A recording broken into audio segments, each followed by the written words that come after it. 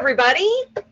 Thank you all for joining our second Tuesday night live stream event where we give our constituents and our supporters a chance to meet our brand new Congress candidates. My name is Zaina Day, and I am press lead for Brand New Congress. Our movement here at Brand New Congress is reaching for big dreams. We're aiming to replace our current United States Congress, which has been crippled by special interest and partisan division, and has put our constituents aside. This vision, which was once called a pipe dream, is now taking off thanks to our more than 270,000 supporters. We've already launched 9 candidates over the last 5 weeks, and it's the first of what we're projecting to be dozens across the country. These people were nominated by you and by members of their communities. They've been working for years as public servants. We have nurses, economists, teachers, people who know the problems American families are facing, and they can see the real solutions and are willing to work together, whether they be Democrats or Republicans. None of these candidates are taking big corporate donations. We're all funded by small donations, and neither are being represented by the DNC and the RNC, but they are running as Republicans, Democrats, and Independents. And tonight, we have both Democrats and Republicans here. So tonight, we have Sarah Smith from Washington's 9th District, Rob Ryersey from Arkansas's 3rd District, and Danny Ellison from District 8 in Georgia. So Rob, I'm going to hand it off to you, and Rob's going to do a little bit of question and answer with the candidates and allow them to tell you a little bit about themselves. And then at the end, we're going to present some questions that have been given to us by our supporters. Thanks, Rob. Thank you, Zaina. It is so great to be with everyone tonight. This is my second Brand New Congress live stream, and I am really excited to be back because I get to introduce you to 2 really tremendous people that are going to make fantastic representatives. I'm Rob Ryersey. I'm running for Congress in Arkansas's 3rd Congressional District. I am the kind of person who believes in big ideas that are daring enough that they just might work. That's why I'm in this race. I'm in this race because I believe that we can change American politics, and I believe that Brand New Congress is a big idea that is daring enough that it just might work. A big part of that idea is that we are bringing together Republicans and Democrats and independents to work together.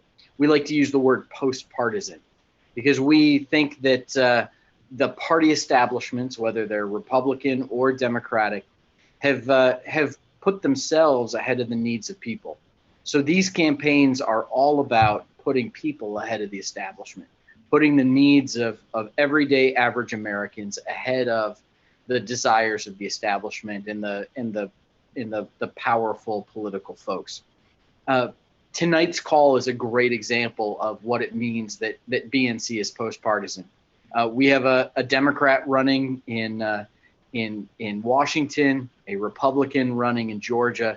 And our plan tonight is to have a bit of a conversation with you about who we are and what we believe and what we're going to accomplish as your representatives. I want to get started by giving each of these folks a chance to introduce themselves. Sarah Smith is a friend of mine. I'm thrilled to call her a friend, and I'm really excited to introduce her to you. She is running for Congress in Washington. And Sarah, why don't you introduce yourself to us all? Thanks, Rob. It's good to see you again. So I'm Sarah Smith. I'm running for office in Washington's 9th District, and I'm going to preempt everyone's first question. There is no relation to Adam Smith. I'll tell you some of the boring stuff first. I graduated from the University of Arizona with a degree in classical studies. It's Latin, Greek, and Roman history, things like that. My parents were poor growing up. Both of them were able to get out of poverty by getting educated and working hard. And coincidentally, they shaped my 2 biggest values, which is hard work and education. I started working when I was 15 years old. I held a retail job at first, and then I worked my way through college as a bankruptcy paralegal, as a mortgage foreclosure agent and as a claims negotiator, all the way up until now, where I work as part of a local business. My story, which is exactly like so many others in our country, ends with me in a 2-income household working, just trying to stay afloat between a mortgage and student loan debt and cost of living spikes. We have an endemic problem here in America. We're pitting working people against a system that's designed for us to fail. When I was told by Brand New Congress that someone nominated me, it was a wake-up call. It was a chance for me to do something about that system. It was an opportunity to bring about real change that we've been shouting about since I was old enough to vote. I'm excited to be here, and I'm grateful to have this opportunity, Rob. Thank you. Thank you, Sarah.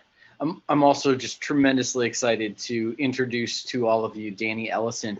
Danny is our second Republican who is joining the Brand New Congress movement, and I was the first, he's the second. There's going to be many more, and I'm thrilled to have Danny on board. Danny, why don't you introduce yourself and tell us a little bit about how you're going to represent Georgia? Well, Rob, thank you for the introduction. And I got to be very honest with you. I really hope that we can find a lot more Republicans that will come together and represent the people instead of the lobbyists, banks, and agenda-based organizations that tend to recruit them all too often. Again, introducing myself, I'm Danny Ellison. I live in Warner Robins, Georgia, and I'm looking at representing the 8th District of Georgia. I've got to be very, very, very clear. I understand what service before self means. At 17 years old, I was blessed enough from the transition of being raised in a military family to take on that obligation myself. And 2 years ago, due to medical conditions, I wound up having to go through the process to medically retire from the Georgia Army National Guard, being of service to the state all these years. And I'm looking forward to being able to continue going forward. Now, what I do to occupy my time with my husband and my children, we own Daddy's Lawn Care Service, which is a Middle Georgia landscaping company. And we're very proud to hire and host and employ veterans, current service members that serve in the National Guard, and even family members. The wages that are up against us as a small business, a veteran-owned business, retired military, I understand that life very well. I understand what it's like to suffer and to struggle, to go through bankruptcy, to depend on very little income, and to live a life that was not built or designed for us to be successful and have to fight against the odds. And my hope is that through this journey in the 8th District with my constituents, with all of you, is that you will teach me what I need to know to be your voice and how to fight for you and represent you and not the Republican Party. Thanks, Danny. One of the things that's great about Brand New Congress is that we are, regardless of our background or our party affiliation, we're a group of concerned citizens that have united together around one plan and one platform to really tackle the biggest problems we face as a country and provide real and meaningful solutions. So I thought we'd have a conversation about some of those issues and what our plans are. Obviously, I think one of the biggest issues that we're facing right now as a country is healthcare.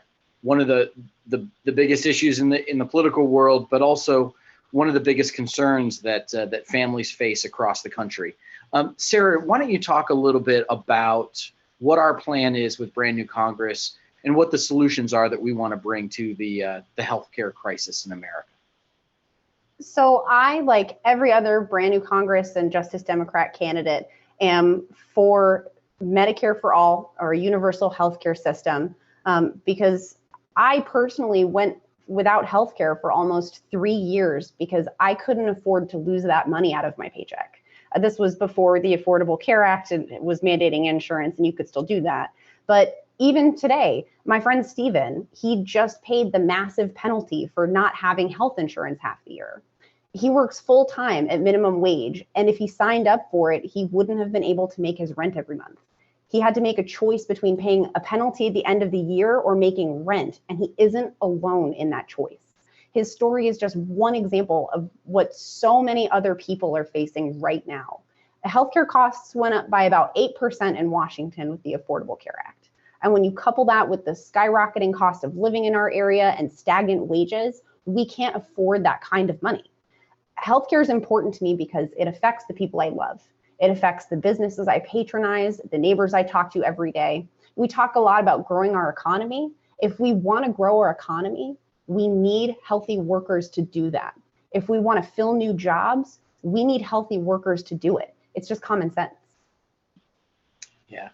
Danny, one of the questions I've been asked over and over again since I announced my campaign 2 weeks ago is people kind of look at me like, you're a Republican who supports healthcare for all. How would you answer that question? And what does healthcare for all mean to your constituents in Georgia? Well, Rob, there's 3 points that we need to make note of here. And the first thing is that I come from a community that actually lives in healthcare for all. Being a member of the Department of Defense and active duty military service member, I understand what it's like to have healthcare and prescriptions provided for you, to not have co-pays, to not have to pay a premium, to not have out-of-pocket expenses. And so when we look at HR 676 and we're talking about Medicare for all, it's not that it's a non-attainable idea. It's already happening. The government is simply just choosing who we do that for. We've chosen to do it for Department of Defense. We've chosen to do that for federal agencies, but we don't extend that gain or that profitable benefit in our society for law enforcement, for our emergency medical personnel, for our firefighters, for the people that are of service to community just as much as our military personnel are. Yes, our military personnel do serve and give great sacrifice. Yes, they deploy, they go over, and I am so proud to be one of those. But I have a brother that is a firefighter. I have a brother that's a police officer. I have a sister that's a nurse. I have a brother-in-law that's a doctor. I have a father that's retired military and still practices medicine. You have to understand that these benefits that we make seclusive, like there's such a small entity of people are given these benefits, doesn't mean that everybody doesn't qualify for it. We just make excuses as to why it's just this one group. The reality is healthcare is not a commodity. Healthcare is not for sale. Healthcare is not something you go and pick up in your local Walmart, your Target, or your Kroger. Healthcare is a human right. Jesus displayed that healthcare was not something he charged for. He simply charged his followers, his believers, to go forth in his name and to continue to provide the health, spiritually and physically, in his name. That being said, we have gotten completely lost in selling people's health. We've gotten completely lost in selling our way of life. Healthcare is the very, very fundamental foundation that we can use to make a change for so many other larger issues. We have got to get away from selling people's health and selling it to funeral homes. Yeah, there's so many moral and economic reasons for why Medicare for all makes sense. I know one of the reasons I support it is because it's good for small businesses and it's good for entrepreneurs. When small businesses and entrepreneurs don't have to worry about healthcare, they can grow their businesses and take risks and do the things that grow our economy. One of the other things that matters to me, particularly as a Republican, is meaningful tax reform. And when I talk about meaningful tax reform, what I mean is that we've got to tackle the biggest problem that exists in our tax code, and that is the giant loopholes that exist that allow big corporations to get away without paying any taxes, and really hamstrung small businesses. We've got to level the playing field for small businesses so that they can grow, they can compete, and they can add jobs. Sarah, what are some ideas that you have about how we can grow our economy and add more jobs in your district? So throughout history, anytime we've seen an economic recession or a period of economic instability, the solution has been to turn around and invest money in our own country and our own citizens. That is the only strategy that's been proven to work to get us out of an economic slump. And we need to do that right now. We need to remove the tax burden on small businesses that are shouldering through loopholes for big corporations. And those corporations keep shipping jobs overseas. We need to invest in new industries, giving small businesses in these areas a chance to grow and create work. We need to invest in infrastructure, repair our crumbling roads, and create jobs for people that pay a living wage. We've got Boeing right here in the 9th District making planes. We should be making the jet engines for them too, not shipping them in from Europe. There's no reason why right here in Washington, we couldn't be the center for renewable energy production. There's no reason why we as Americans cannot be the leading country in renewable energy production. We've got so much untapped talent and potential in areas outside of tech. We need to access that potential so we can grow as a district and as a country. Yeah. Hey, Danny, Sarah mentioned infrastructure. What would it mean for your district if we were able to have a massive investment in improving America's infrastructure? Well, you know, we're very blessed in Houston County, where I live, to be the host of Robins Air Force Base, a very intricate part to our economic value, the housing market, the boom, the opportunity for job, the school environment, and the outlining support cities and counties that we have here keep us above the average of the southeastern Georgia side. If you look at middle Georgia specifically, we're doing okay, but the rest of the 8th district in the southern side is really designed around family farming. And family farming has been sold, and everything that these folks have built over the years and generations of hard labor, hard work, and dedication has been regulated under rules that benefit Monsanto, but completely shut them down. They don't have a market to trade in. They don't have a market to work in, and their economic value has become nil. There's so many different projects in central Georgia. In the 8th district, we run from North Macon. We bypass a little bit of central Macon, and we go all the way down 75 south to the Florida line. The access that we have to bridge a relationship with Atlanta, to take the MARTA, which is our train service up in Atlanta, and move that to where we can connect Atlanta all the way through the heart of Georgia down to Jacksonville on fast speed rail systems, would actually expand the job market, one for central Georgia and the 8th district, but it would also give Jacksonville and Birmingham and Atlanta more qualified people to draw from as employees on a high speed rail where they can be at work in an hour and a half instead of a 6-hour drive. Well, how do we do that? Well, we don't have to clear land. We don't have to buy new land. We don't have to do any of those things. We've got the center of I-75. We've got the center of I-85. These interstates have middle land that are used for water retention only.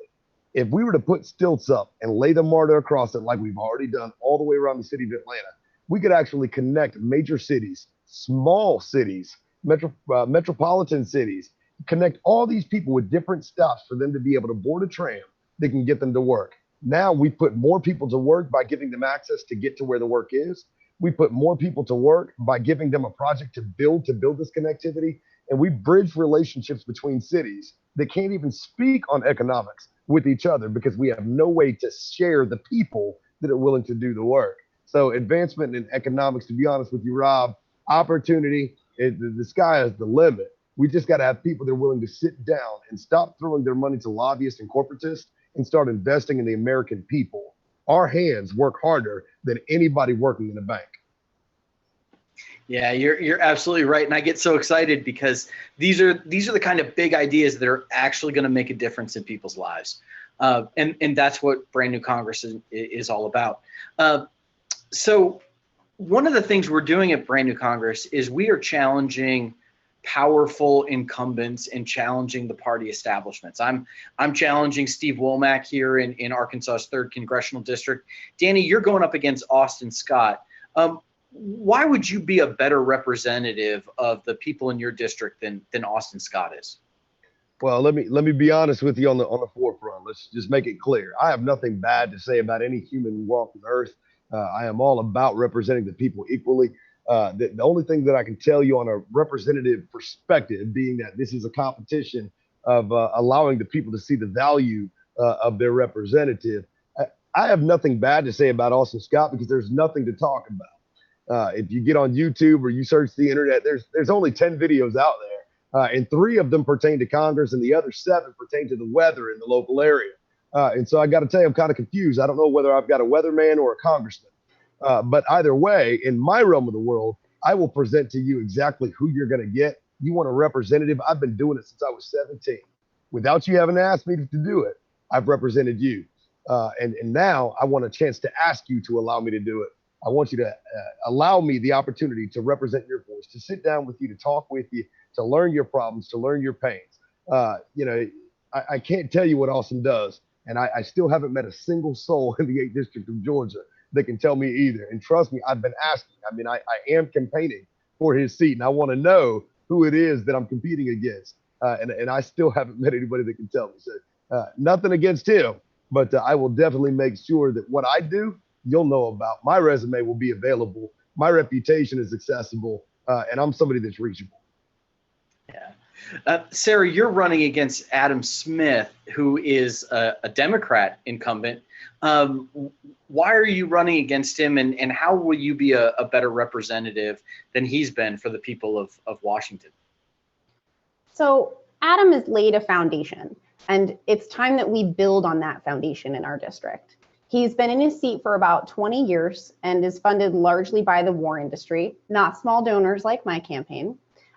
Coincidentally, he also voted in favor of the Iraq War.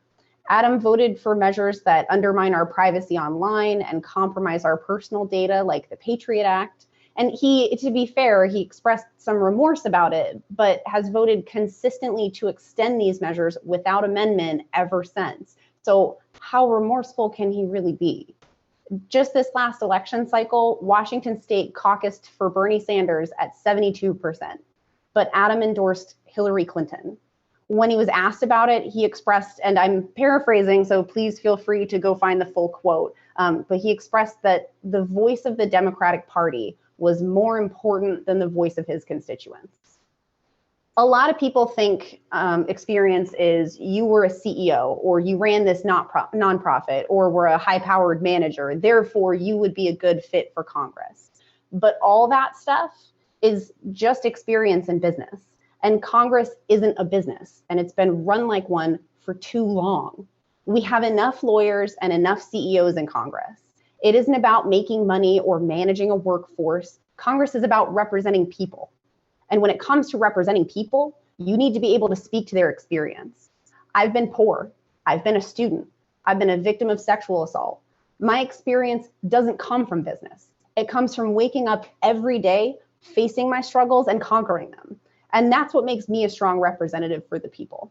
Being able to have gone through so many things in my time on this planet and take that experience to fight for people in my district who are facing the same struggles. Yeah, thank you so much, Sarah, for sharing that. So we wanted to answer some questions that have come from our viewers. And one of the questions that has been asked is, isn't Brand New Congress just a third party? What makes Brand New Congress different? Why isn't this just a third party? Sarah, what are your thoughts about that question? Brand New Congress is not a new party. We're running Democrats and Republicans because we know what the system was supposed to be, what it used to be, what it was intended to be. We know the histories of each party and what they were supposed to represent. 80% of people think Congress is broken, which means something is wrong and we need to fix it. When you break a window, you don't stare at the glass and you wait for it to fix itself. You sweep up the glass and you replace the broken window. And that's what we're trying to do. We're trying to take that broken Congress and those broken parties and fix them. Yeah. You mentioned kind of restoring parties to what they used to be. One of the themes of my campaign, and I'm sure, Danny, this will be one of yours as well, that we've got to restore the Republican Party to its historic values. And one of those historic values is liberty and opportunity for all people. That's something that the Republican Party used to be known for. Sadly, especially the last 20 years, it hasn't been known for that. One particular issue that comes up when we talk about liberty and opportunity for all people is protections for the LGBTQ community. I pastor a church here in Fayetteville, Arkansas, and I believe that protecting and standing up for the protections for the LGBTQ community is consistent with the teachings and the values of Jesus. I also think it's consistent and with the historic values of the Republican Party. Danny, I'm curious what your thoughts are as a Republican, and how you will be someone who supports the rights of all people. Oh, Rob, I'm more than just an independent Republican. I'm a member of the LGBTQ. My husband and I just celebrated our official wedding ceremony this past week, and we'll actually celebrate our official wedding anniversary on the 9th, which is our next event here in Warner Robins. Yeah, little plug. But nonetheless, listen, this whole thing is not about representing anything more than who all of us are. I am very proud to be a member of the LGBTQ community. I am very proud to know the people that live inside that community that have suffered for years. I served in the military during a time when it was a don't ask, don't tell policy. I served in the military at a time where you could be criminally prosecuted, you could be removed from your uniform and completely degraded for choosing who you love and the actions that come along with it. You have to understand that from my perspective, I'm not an advocate for forcing my way of life nor the way of your life down anybody's throat. And I'm not an advocate for forcing anybody to accept an idea that they don't want to accept. But when we step beyond and outside of people's behaviors and people's personal lives, and we get back to talking about the basic premise of the well-being of all of humanity, then maybe, just maybe in that moment, we will be able to see a movement of the betterment of all of us. We can leave each other alone. We can be involved with each other. We can love each other. Get the money out of it, get the politics out of it, and let's start fighting for all of us to be free. I'm an advocate for any and every way of life. I am not God. I won't judge you for how you live your life. Don't judge me for how I live mine. But let's talk about the issues. Let's fix the problem. Let's find a solution. Let's build a better tomorrow because we remember our bad yesterday. Yeah. Sarah, I'm curious about how you will be a representative for all people in your district. And I think particularly about millennials who are woefully underrepresented in Congress right now. I would agree with that. To piggyback on some of the things you guys have said about the LGBTQ community, you guys said it already. We have a really proud history in Washington of standing up for people in the LGBTQ community, and I'm going to continue doing that for as long as I possibly can. And I think that's something that I want to draw a little bit of attention to, because we talk a lot about how Democrats and Republicans agree more than they disagree on. And I think this is one of those issues. Democrats agree nobody has a right to legislate who you love and who you are. And so you talking about back in the historical Republican Party values, they echo that sentiment. It's heartening to someone like me, because I think that message has gotten lost along the way. So I just want to point that out. So I know I'm a young person, but I'm going to continue building on that legacy of equality here. It was us in Washington who helped stop the Muslim ban. We legalized marijuana. We're a place that stands up for our community, regardless of the color of your skin, your religion, your sexual identity, your gender identity, or your age. Here in King County, we passed legislation to change the name of our county after Martin Luther King Jr. And I think that says a lot about who we are as a state. I'm a young person with retired parents. I know what it's like to be a millennial struggling to find good paying work. I've been a millennial struggling to find good paying work before and after student debt. My own parents struggle to live on a fixed income that doesn't adjust with inflation. I believe that the issues that are plaguing America today are not just limited to all Democrats or all Republicans. I want to represent solutions to the issues we face as a nation and get them solved, not a party. I will never stop pursuing legislation, if elected, that brings equity and liberty to all people. Yeah, that's fantastic. So we are a people-powered movement. We are putting people ahead of party establishments. We're putting people ahead of corporate lobbyists and special interest groups. We're not getting, big money donations that are supporting our campaigns. We are people-powered. And so I want to say that, as folks are listening, you get excited about what you're hearing and want to support, want to help us, whether you're in Arkansas's 3rd Congressional District or anywhere in the country.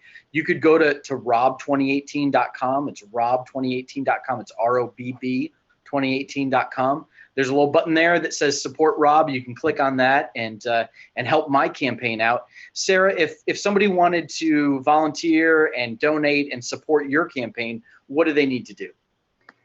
VoteSarahSmith.com, Sarah with an H. VoteSarahSmith.com will let you see our upcoming events. And I want to meet people. I want to see people there and talk to you. If you want to help, I always need volunteers. You can apply to volunteer with me on my website, VoteSarahSmith.com. You can donate if you have the ability to donate. I ask that if you've got $1, if you could give us that $1 to help us get our message out there. If you've got an hour, if you give us that hour to get our message out there. Rob said it, we're a people-powered movement, and this is our campaign. We're going to have a big event on the 24th of June. I'm going to need some volunteers for, so be on the lookout for that. I need people to help me with boots on the ground and funds in hand, however you can participate. If you believe in anything that I'm saying or anything that we're trying to do as a unit, just please get involved in some way. Donate energy, donate time, donate money, anything you can. VoteSarahSmith.com, that's where to go. Fantastic. And Danny, how about you? Somebody wants to help elect Danny Ellison from Georgia. What do they need to do that? Well, it's real easy. You just go to DannyEllison.com. That's DANNY, Ellison with a Y. So it's ELLYSON. You can go there. You can read a little bit about my bio. You can connect with me. You can message me. You can find me on Facebook. You can find me on Twitter. June 9th, come and join me in my backyard. Let me and my family feed you. Come and talk to me about your concerns, the issues that you feel are important, and allow me to learn with you. I don't know it all, but the stories that you can tell me may actually help me in the process of defending more of the 8th district. If you've got $1 that you can give, $3, $7, $27, $2,700, it's cool. We've got our caps, we've got our limits, and we're willing to take that. We've got to be able to pay for business cards. We've got to be able to put shirts on your back. We've got to be able to fund conferences like this and pay our staffers. So it does take dollars. Understand and remember, we're not asking for big money. We're asking for our money to work for us. If you invest in us with Brand New Congress, more specifically in my district, DannyEllison.com, you're investing in yourself, because you're investing in a person that's of the people, for the people, from the people, and from the people just like you. You're not giving your money to lobbyists. You're not giving your money to the government. You're not giving your money away. You're investing in your future and the future of the entire 8th District of Georgia. I would ask for your support moving forward.